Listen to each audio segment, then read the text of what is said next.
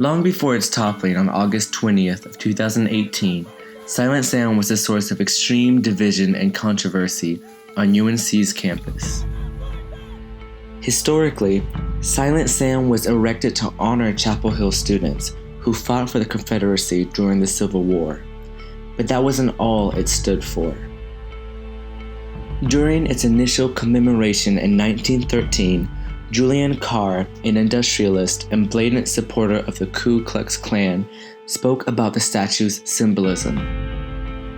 He is cited praising the Confederate soldiers for preserving, quote, the very life of the Anglo-Saxon race in the South, making sure to mention that, quote, today, as a consequence, the purest strain of the Anglo-Saxon is to be found in the 13 southern states. Praise God. Moreover, Carr proceeded to tell his anecdote of horsewhipping an African-American woman because she had, quote, publicly insulted and maligned a Southern lady. With this history attached to Silent Sam, students and faculty criticized the university for keeping the monument on campus. Many claimed the statue upheld white supremacy, the Confederacy, and racism. When Silent Sam was dismantled by rioters, the UNC Board of Governors were faced with what to do with the statue. A settlement was announced in November of 2019, stating that the rights to the Silent Sam monument would be handed over to the North Carolina Division of the Sons of Confederate Veterans, also known as the SCV.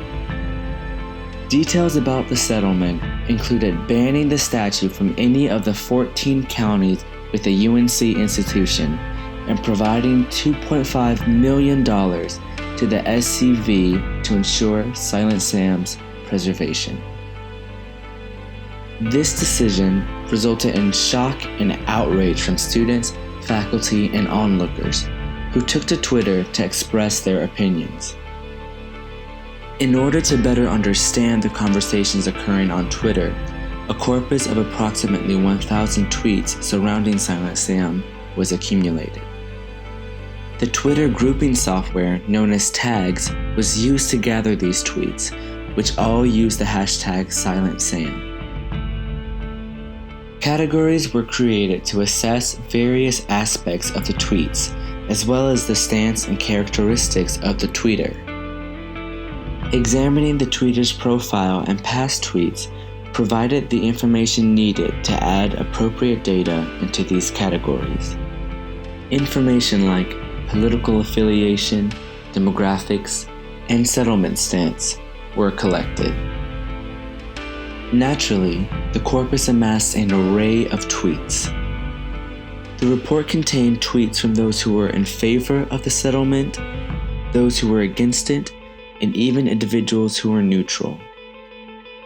However, results exhibited that a large majority of the tweets were from individuals stoutly against the settlement. While these figures were not completely surprising, it was intriguing that the statistics varied so drastically.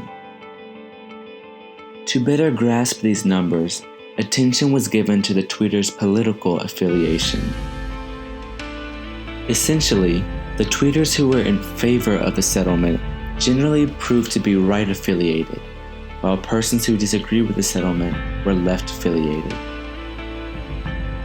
Besides the tweeters' political affiliations, demographics were also considered and assessed. As the graph shows, tweeters residing in the triangle, which consists of Durham, Raleigh, and Chapel Hill, tweeted the most using the hashtag #SilentSam.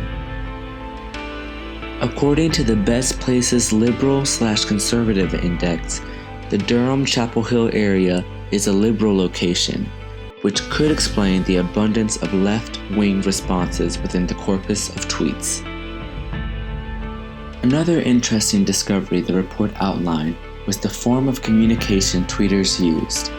The top 2 categories for this subject were informing and criticizing.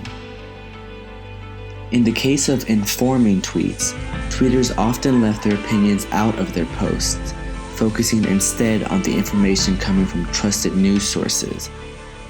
This form of communication was the typical mode carried out by news anchors and reporters on Twitter.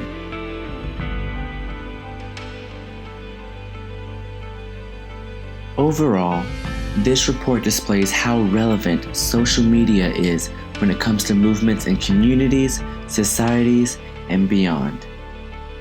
Platforms like Twitter are avenues for the masses to express their beliefs and inform others about serious topics.